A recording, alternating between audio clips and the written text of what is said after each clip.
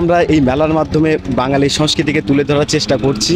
সেই হিসেবে আমাদের নাগরদোলা আছে, তাছাড়া হচ্ছে পথনাটকটা খুব বেশি চর্চা হয় না বাংলাদেশে, হয়তো 2-4টা দলের পথনাটক আছে, কিন্তু একটা খুবই শক্তিশালী মাধ্যম হচ্ছে পথনাটক। আমাদের ইচ্ছা ছিল, যেহেতু আমরা রজত জয়ন্তী উৎসব পালন করছি, আমরা সিলেটের দলগুলোকে নিয়ে একটা মিলন মেলার আয়োজন করি এবং পথনাটক উৎসবের আয়োজন করি। সেই মিলন মেলাতে আমরা চেষ্টা করেছি সিলেটের যে সকল দল আছে সবার সাথে কথা বলে, যাদের পথনাটক আছে তাদেরকে পথনাটক নিয়ে আসার জন্য, যাদের পথনাটক নাই কিন্তু আমাদের উৎসবে আসতে চায় তাদেরকে সাংস্কৃতিক অনুষ্ঠানের মাধ্যমে নিয়ে আসার চেষ্টা করেছি, করে আমাদের এই দলগুলোকে মিলে একটা মিলন মেলার আয়োজন করেছি। দর্শনার্থী হিসেবে হচ্ছে ক্যাম্পাসে অনেক দিন পরে একটা মেলা উৎসব মুখর পরিবেশ, যেটা হচ্ছে অনেক দিন পর হয়েছে।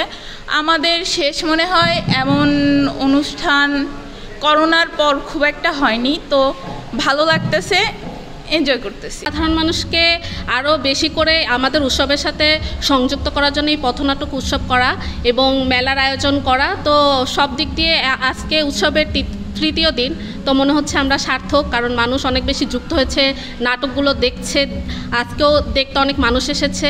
তো এই নাটকগুলো যাতে তারা দেখে, সমাজের অসঙ্গতিগুলো যাতে তারা বুঝতে পারে, তাদের ভিতরেও এই বোধটা জাগ্রত হয়, এই জন্যই আমাদের এই আয়োজন। 40% বেশি গ্লো, বিশ্বের 1 নম্বর গ্লো ক্রিম, নতুন গ্লো এন্ড লাভলি।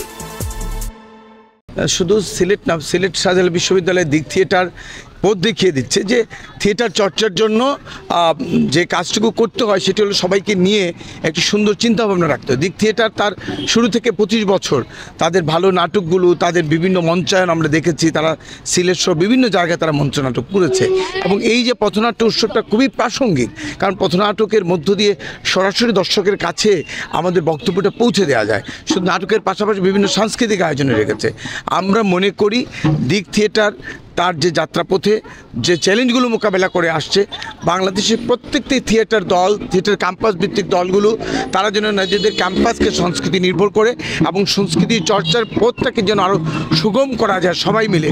দিক থিয়েটার তার শুরু থেকে যে ধারাটা বজায় রেখেছে, আমরা সম্মিলিত নাট্য পরিষদ তাদেরকে কৃতজ্ঞতা জানাই। আসলে ক্যাম্পাস ভিত্তিক যে সংগঠনগুলো আছে তাদের অনেক প্রতিবন্ধকতা থাকে, অনেক কিছু মেনটেন করে উৎসবগুলো করতে হয়।